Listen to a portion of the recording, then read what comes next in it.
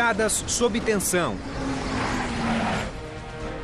construídas em segredo e projetadas para devastar o inimigo, as armas super secretas dos aliados e dos países do eixo realizam ataque surpresa para mudar o rumo da guerra. Submarinos suicidas, interceptadores de foguetes e bombardeiros controlados remotamente são as armas secretas da Segunda Guerra Mundial. Sinta a batalha. Descubra as táticas. E reviva os combates.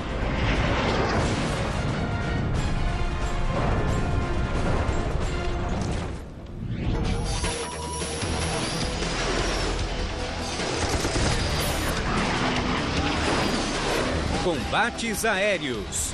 Armas secretas. 24 de agosto de 1944. Bombardeiros B-17 sobrevoam a Alemanha. A maré está virando.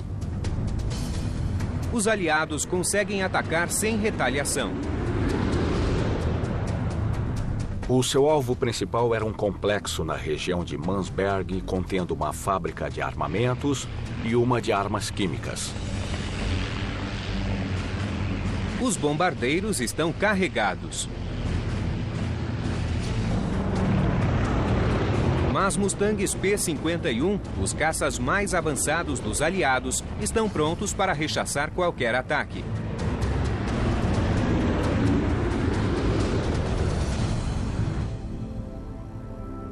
Mas 9.000 metros abaixo deles, existe uma ameaça letal à espreita.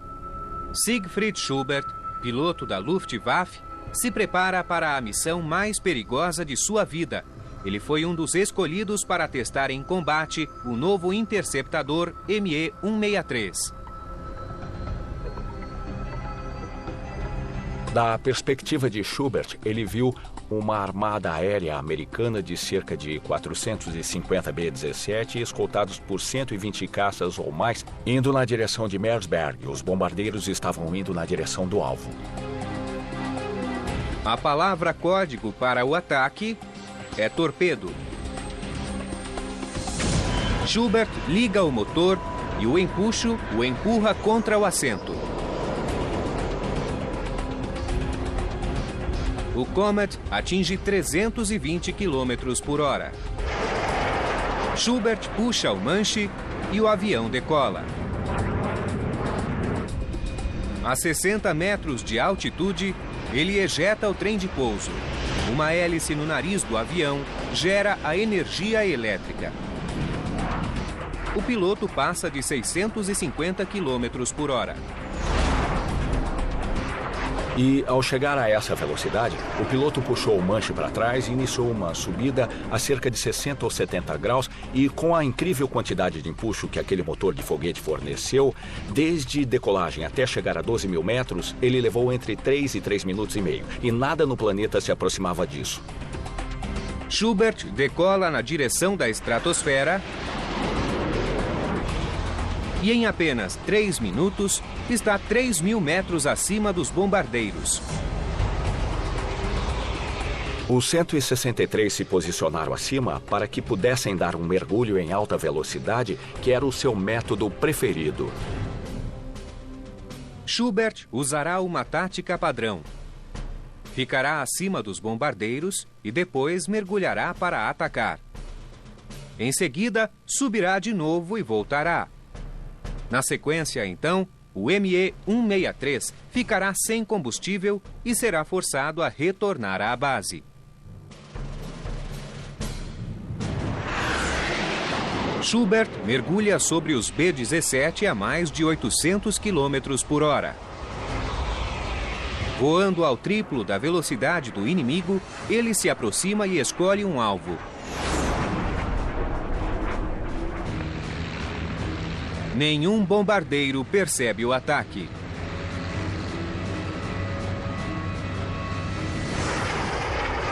Schubert abre fogo. Projéteis explosivos destroem uma asa do B-17. Ele passa tão rápido que nenhum atirador consegue atingi-lo.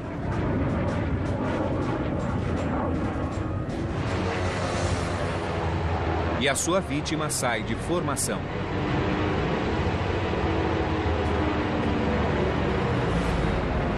Mas naquela hora, Schubert não conseguiu ver o que fez. Ele só sabia que havia acertado. Tanto que aquele avião nunca retornou para a base. O Comet sobe, preparando-se para outro ataque. Em poucos segundos, tem um novo alvo e vai até ele.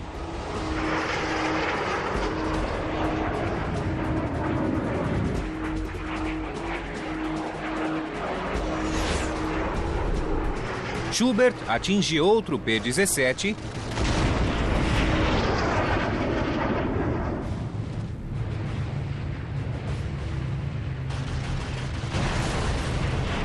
e o seu motor de este bordo explode.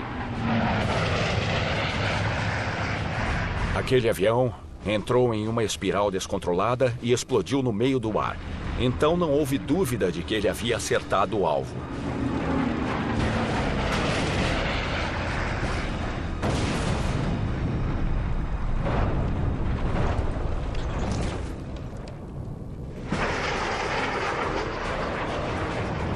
Após 8 minutos de voo, os motores de Schubert apagam e ele vai embora. Foi uma vitória dupla em apenas um ataque, um recorde para um Comet. Ele plana até a base, atento à presença de caças aliados. O ME-163 faz um pouso acidentado, mas o avião foi projetado para suportá-lo. A missão foi breve, mas teve o efeito desejado. Para as tripulações dos bombardeiros, o ME-163 é uma nova ameaça.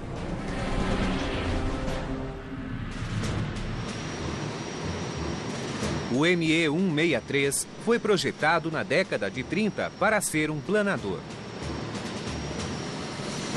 O ME-163 era bem pequeno e tinha asas enormes para uma aeronave de seu tamanho.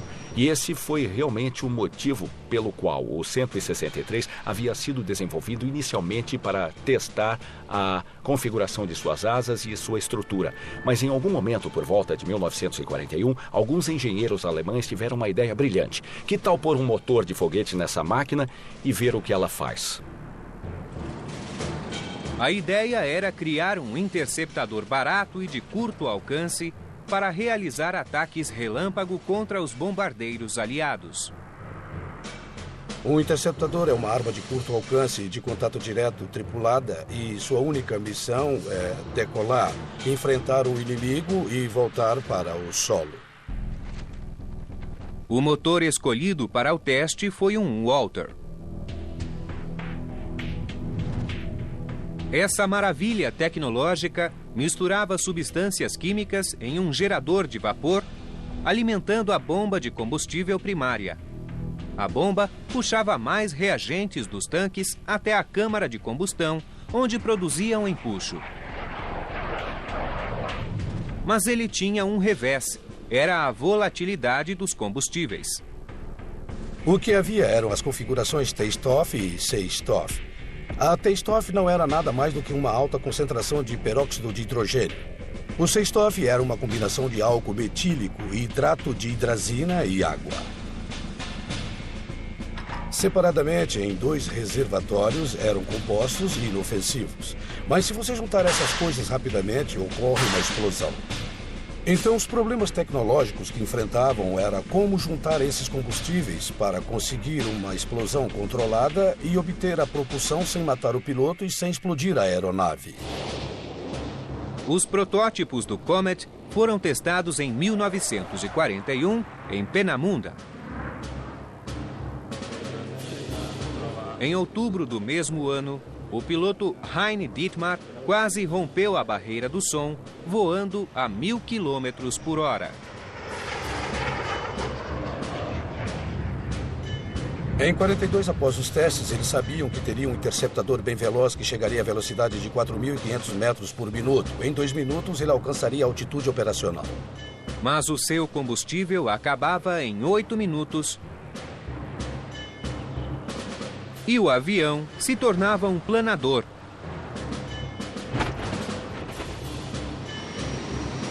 Um alvo fácil para caças inimigos.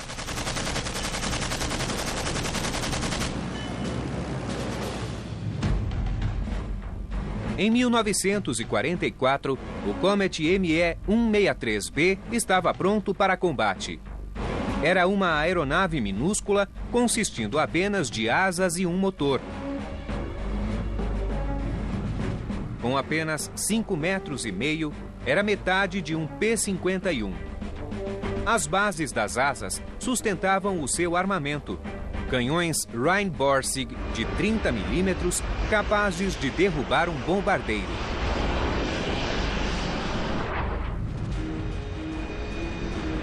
Rolf Glogner decolaria com o Comet em 16 de março de 1945.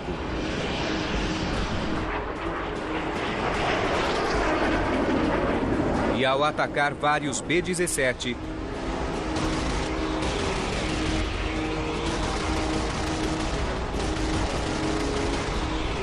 descobriria que o Comet também é bom em combate. Em um confronto com um mosquito britânico, Glogner levará o seu avião ao limite.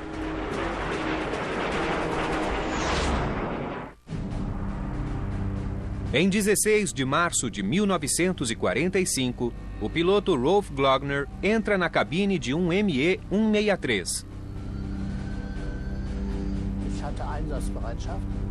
Eu estava de prontidão dentro da cabine, caso houvesse uma emergência. Mas o combustível é instável e requer o uso de um traje especial.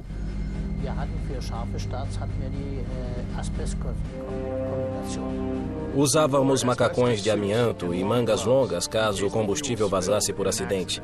Ficávamos totalmente cobertos. Se o combustível entrasse em contato com a pele, ele queimava.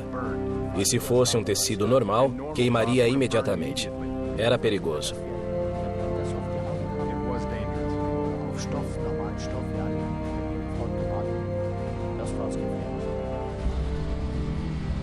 O combustível corrosivo era apenas um de seus problemas. Se não explodisse, se não fosse derrubado e se não explodisse ao impacto no pouso, ele tinha de fazer tudo de novo. A bateria antiaérea alemã cessa fogo e soa o alarme. Há bombardeiros aliados nos céus. Para detê-los, Glogner decola, ejeta o trem de pouso, acelera a mais de 600 km por hora e sobe em um ângulo de 70 graus.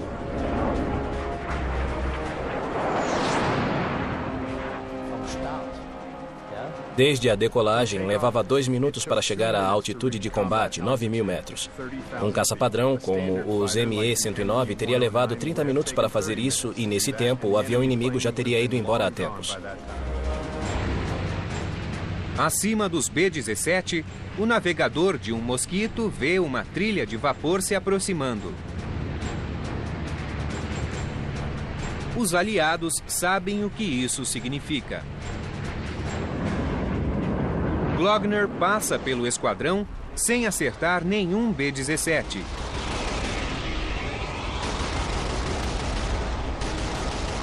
O seu alvo é o mosquito, que está acima deles.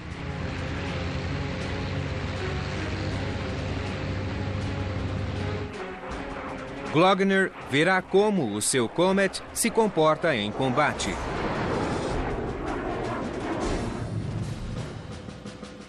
A estrutura de madeira do Mosquito sustentava 2 motores Rolls-Royce Merlin. O avião era conhecido por sua velocidade e seu armamento, um canhão de 20 milímetros e metralhadoras calibre 30. O ME-163 é mais veloz do que o Mosquito e altamente maneável. Mas o armamento do Mosquito é superior e é mais resistente ao impacto. Glogner está aqui e o Mosquito aqui. O piloto do Mosquito tentará atingir o Comet enquanto está subindo. O Mosquito faz uma curva e o Comet acelera.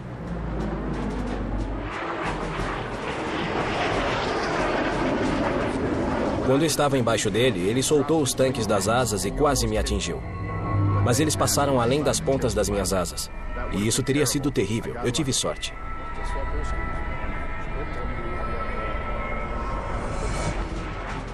Glogner vira para ficar atrás de seu inimigo. Enquanto está manobrando, ele vê o piloto do Mosquito tentando virar para atingi-lo.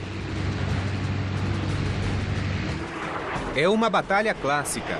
Os 2 pilotos fazem as curvas mais fechadas que conseguem.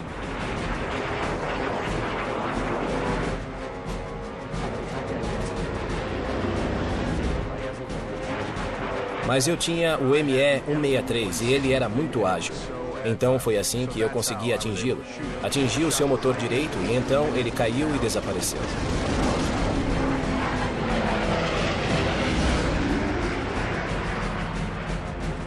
Eu não o segui porque, para mim, ele estava acabado.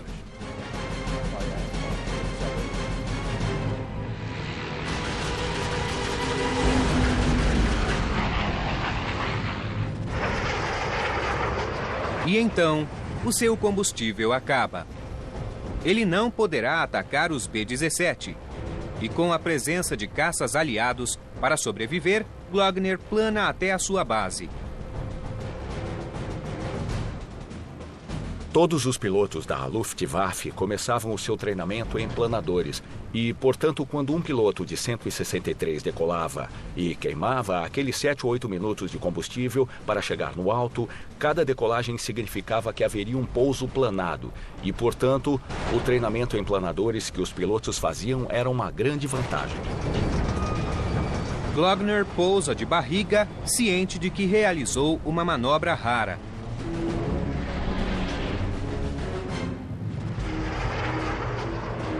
O Comet acabaria derrubando um total de 16 aeronaves, mas a sua maior realização foi instilar medo nas mentes dos pilotos aliados. Eles não sabiam o que mais os esperava. Se eles tinham o jato 262 e agora tinham essa outra coisa, quais pesadelos teriam pela frente? O que mais eles teriam de enfrentar? Mas apesar de tudo, o ME-163 foi um fracasso militar. O problema era que não era uma arma viável, porque havia poucos Comets disponíveis e em qualquer dado momento eles eram complexos e perigosos de voar. Os ME-163 se destacam por ter matado mais pilotos em treinamento do que em combate. Até mesmo Siegfried Schubert, o melhor piloto de Comet, não estava imune ao risco de pilotá-lo. Siegfried Schubert continuou voando missões com o Comet até outubro, cerca de 2 meses depois de estabelecer o recorde de 2 vitórias em um dia. Mas naquele mês, ele se preparava para decolar em outro Comet, quando aparentemente o combustível explodiu e ele foi morto na detonação.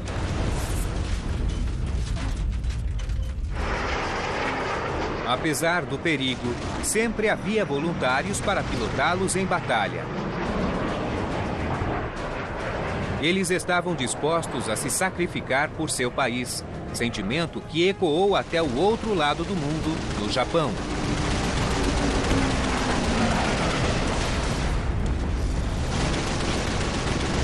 Os kamikaze aterrorizavam a frota americana no Pacífico.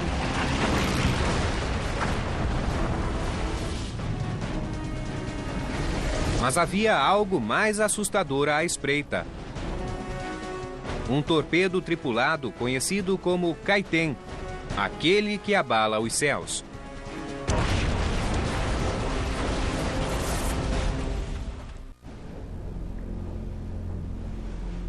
20 de novembro de 1944, 4 da manhã. Muitos marinheiros a bordo do USS Mississippi estão dormindo. O navio está em um atracadouro próximo ao atol de Ulithi, no Pacífico. A última parada antes da invasão do Japão. O atracadouro mede 34 quilômetros de largura por 15 de comprimento. É uma área muito grande. Em qualquer dado momento, 200 navios americanos podiam estar ancorados lá. O fato é que, frequentemente, veteranos brincavam e diziam que era possível andar toda a largura de Ulithi e nunca encostar na água. Ao sudoeste, no submarino I-47, o capitão Zenji Orita observa os americanos pelo periscópio. O plano de ataque de Orita era mover o I-47 para o sudeste de Ulithi e realizar o seu ataque no noroeste e na parte central do ancoradouro. No convés do I-47, há torpedos aparentemente modificados. Mas são Kaiten, submarinos suicidas projetados para destruir os navios.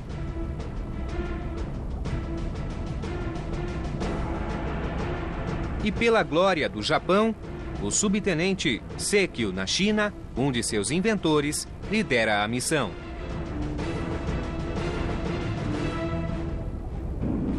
Às 4 da manhã, Nishina e 3 outros pilotos partem do I-47. Mas o plano dá errado.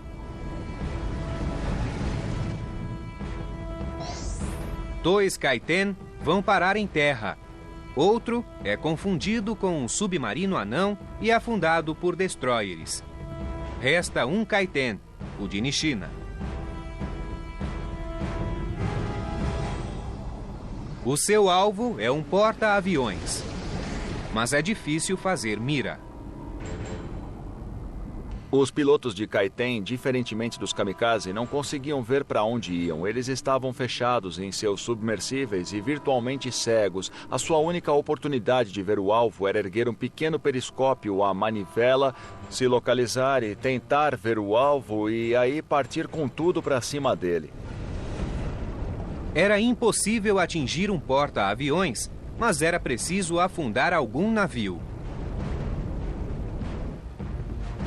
Nishina decide atacar o navio mais próximo, o USS Mississippi.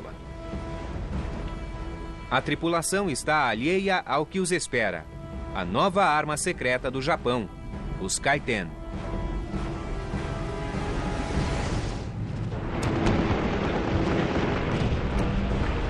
Em meados de 1944, o Império do Japão no Pacífico estava em declínio.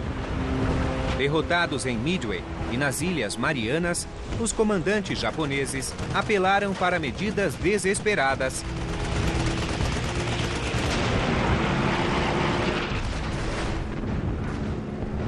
incluindo os Toku, ou armas suicidas. E a mesma motivação que colocou os pilotos nas aeronaves kamikaze foi usada no infame torpedo tipo 93. Ideia de Sekio Nishina e Hiroshi Kuroki.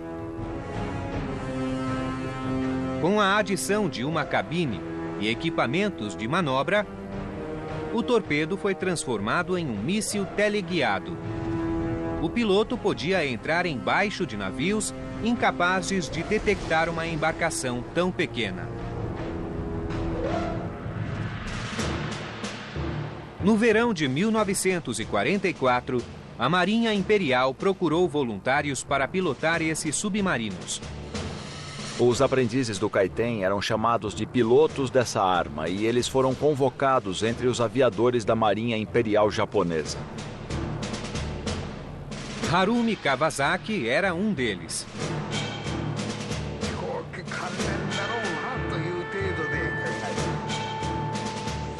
Presumi que tivesse algo a ver com aeronaves. Na formatura, fomos colocados em um trem sem saber o nosso destino. Eles não nos diziam para onde estávamos indo. Mais tarde, a bordo, nos disseram que iríamos a Kuri. De Kuri, fomos levados a uma base de submarinos. Então, e só então, eu me dei conta do que essa nova arma seria.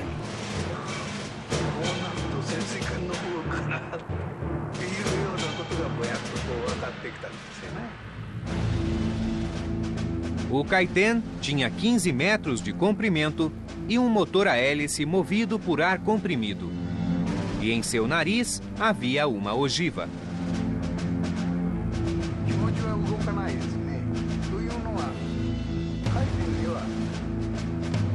Era extraordinário, de tirar o fôlego. O Kaiten carrega 1,5 toneladas de explosivos. Um bombardeiro carrega apenas 1/4 disso. Não existe nenhuma outra arma com tamanha capacidade. Só nós podíamos sozinhos afundar um cruzador ou um porta-aviões. Eu estava orgulhoso.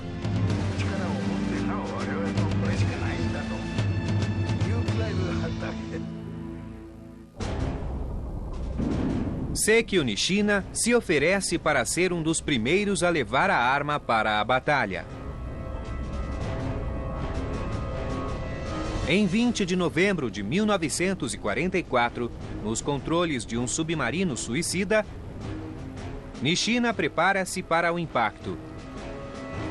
Kawasaki, um ex-piloto de Kaiten, descreve o ataque.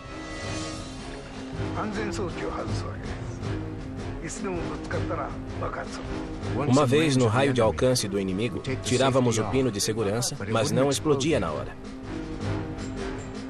Nós identificávamos o nosso alvo e saíamos em velocidade com o detonador na nossa mão. No impacto, éramos jogados para frente. E isso acionava um segundo detonador. Era um mecanismo de segurança.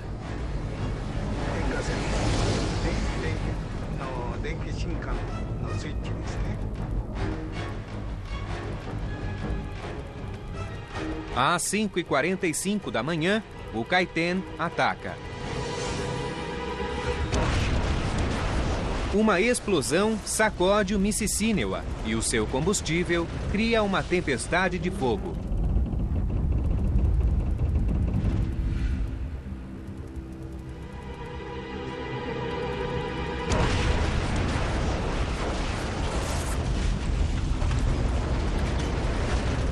Chamas varreram todo o compartimento dianteiro, passando por todas as escotilhas abertas e envolvendo os homens que morreram na hora em suas camas.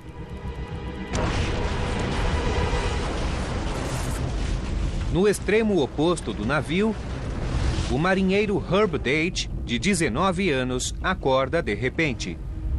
Eu estava na minha cama e quando houve a explosão, eu me atirei no chão, estava na cama de cima. Então, é claro, eu só queria descobrir qual era o problema. Chamas se elevam do buraco de 22 metros no casco. A fumaça se eleva a mais de 1,5 km no ar. Marinheiros por todo o Ulithi e nas embarcações próximas viram que o navio estava completamente envolto em fumaça e chamas e acreditavam que nenhum marinheiro do Mississínewa poderia ter sobrevivido. Date vai até o convés e examina a situação. Só dava para ver a fumaça. Fumaça sem fim. E estava ficando frio porque estava escurecendo o sol. Eu olhava em volta porque estava desnorteado. E depois vi um fogo. Ele percorria as laterais do navio. E depois de um tempo, até mesmo os corrimões ficaram quentes porque o calor viajou pelo aço. As chamas chegam à popa e os marinheiros saltam, mergulhando em um oceano de fogo à medida que milhões de litros de combustível vazam para o mar. Eu disse a eles, não ponham os seus salva-vidas, porque o diesel fará com que vocês peguem fogo. Vocês precisam nadar embaixo da água e se afastar do fogo, como ensinaram a vocês no campo de treino.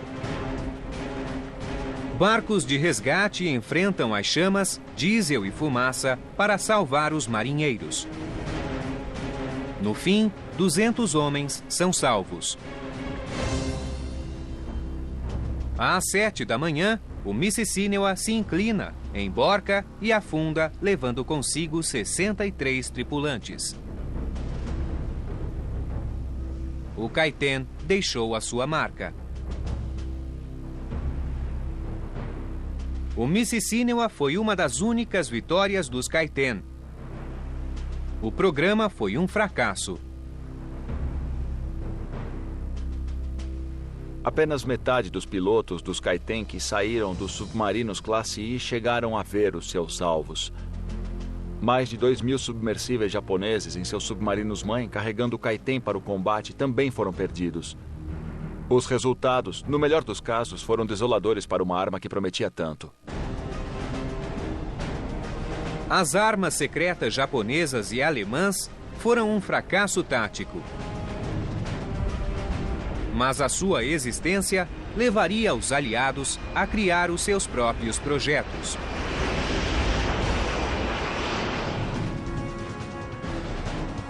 Um deles, chamado Afrodite, incluía uma arma engenhosa. Um bombardeiro controlado por rádio repleto de explosivos. Um precursor do míssil teleguiado atual. Mas ele custará a vida de um americano muito conhecido.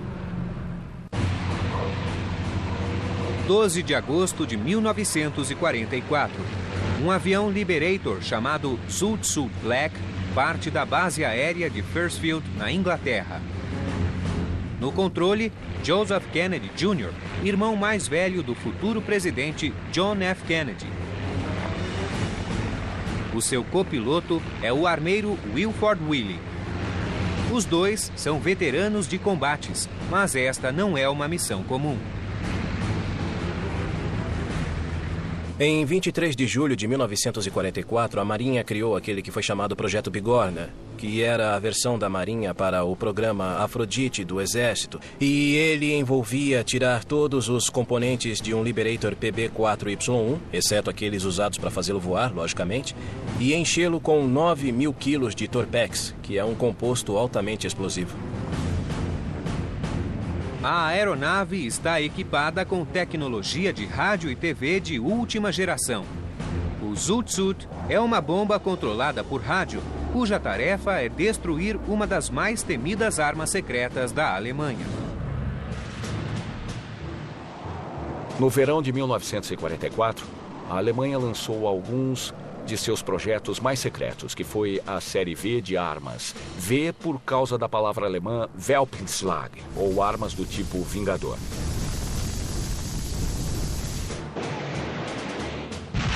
A primeira das novas armas foi a bomba V1, seguida do míssil balístico V2.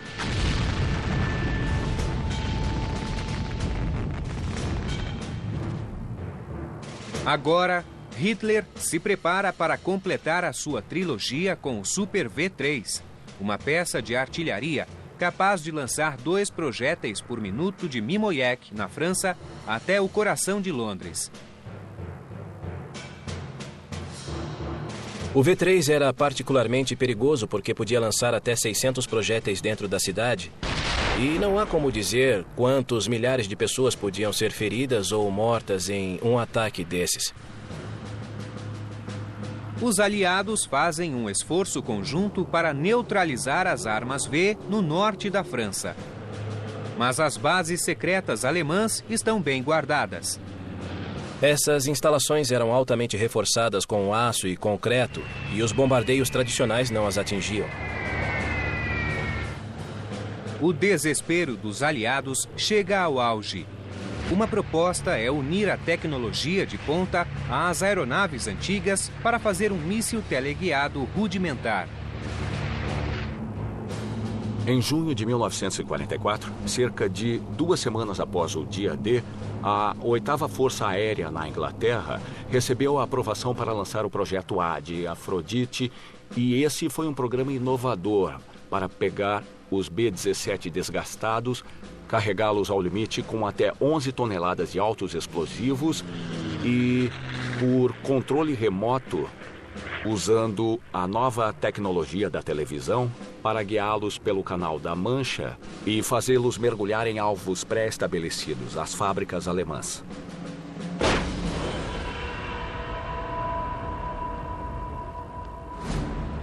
A Marinha segue o exemplo com o seu próprio programa, o Projeto Bigorna.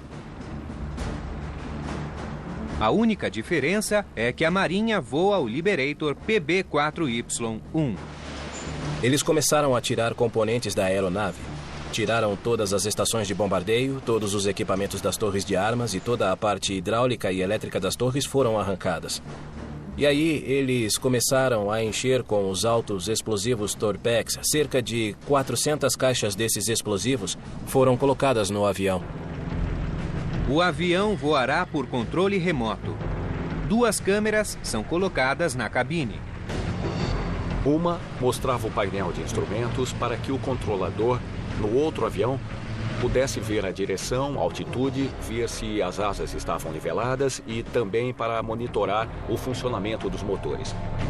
Mas a segunda câmera foi montada no nariz, apontando diretamente para a frente, para que quando o operador visse o alvo, ele visse exatamente para onde o avião ia. Um piloto e um copiloto colocavam o avião no ar e preparavam as armas. Depois passavam o controle ao operador, que estava em uma Ventura, que fazia o papel de nave-mãe. Uma vez que o avião estivesse nivelado e fosse confirmado que o operador tinha controle, o armeiro acionava o botão e armava os explosivos que estavam a bordo dele. Depois, ele e o piloto saltariam sobre a Inglaterra. O operador monitora o voo do avião sobre o Canal da Mancha através do monitor de TV. Quando está sobre o seu alvo, o avião mergulha, explodindo ao impacto e causando danos irreparáveis. É uma missão arriscada, especialmente para os pilotos da bomba voadora. Era uma missão altamente secreta com os melhores entre os melhores. E Kennedy e Willie eram esses homens. Em 12 de agosto de 1944, Kennedy e Willie partem para destruir a casa-mata do V-3 em Mimoyec, na França. No final do dia, eles decolam com o seu Liberator rumo ao seu destino. –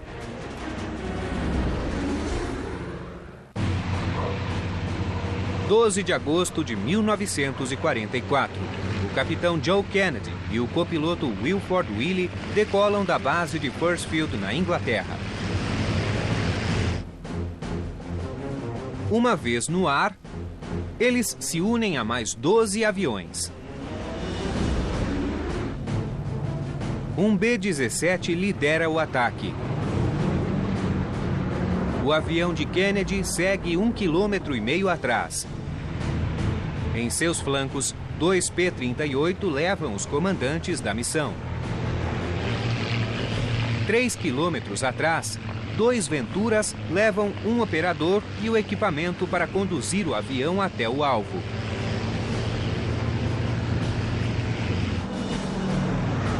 Dois bimotores Mosquito fazem o reconhecimento. Um acompanha o clima e outro fotografa a missão.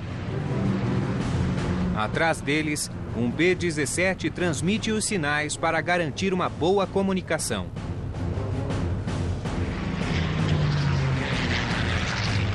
Mustangs P-51 varrem os céus, prontos para rechaçar qualquer ataque.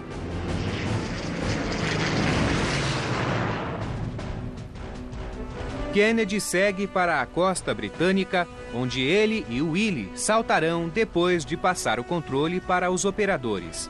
Depois de Ellsworth, Willie saiu do assento do copiloto e começou a armar o avião e então ligou a televisão.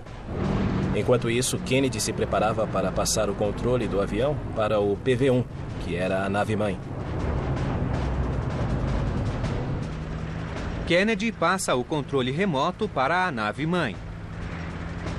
Então o piloto da nave-mãe começou a manobrar o avião para ver se todos os sistemas estavam funcionando. E eles estavam. Naquele momento, a missão corria bem, porque foi determinado que o PB-4Y estava respondendo adequadamente aos comandos do operador. Então, naquele momento, Kennedy estaria se preparando para sair e Willie estava a poucos minutos de armar os explosivos e aí os dois homens saltariam juntos. Mas, de repente, um desastre. O operador vê um problema em seu monitor. O sinal é interrompido. E menos de 1 segundo depois, ocorre a explosão.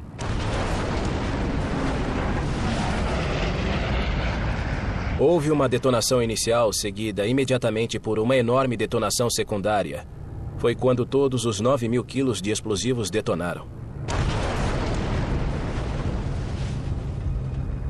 No solo, árvores foram derrubadas. Edifícios a 25 quilômetros de distância foram danificados. A concussão causada pela explosão espalhou toda a esquadra pelos céus.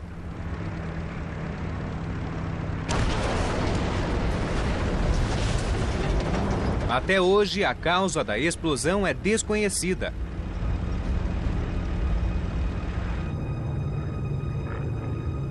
É provável que um circuito defeituoso no painel tenha acionado um dos detonadores.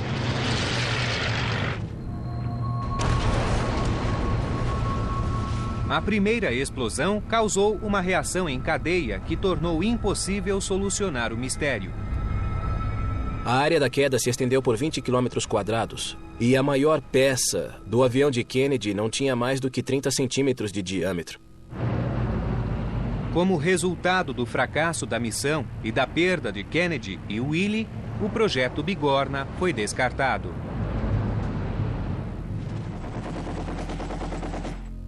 Em poucas semanas, o avanço do exército aliado na Europa questionou a existência do programa. O desembarque na Normandia já havia acontecido. Isso foi em julho. E, finalmente, todos os possíveis locais de lançamento no sul da Inglaterra, especialmente Londres, foram tomados por exércitos anglo-americanos em poucas semanas. A futilidade da missão foi comprovada quando exércitos em terra tomaram a casamata do V-3 em Mimoyek, pois a área havia sido abandonada há semanas. O sacrifício de Kennedy e Willie teve um sabor amargo porque o programa em si era ambicioso demais.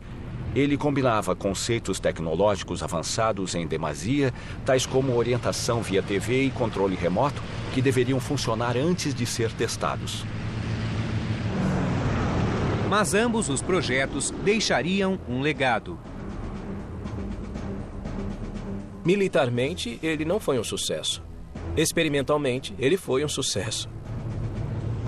Foram as primeiras armas operadas por controle remoto, que usaram câmeras de televisão e dispositivos de controle remoto.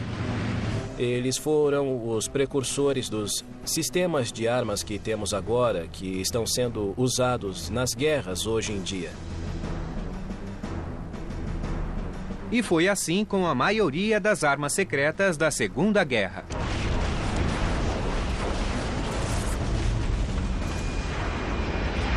Seu impacto inicial foi ofuscado por seu legado de pesquisa, desenvolvimento, tentativa e erro,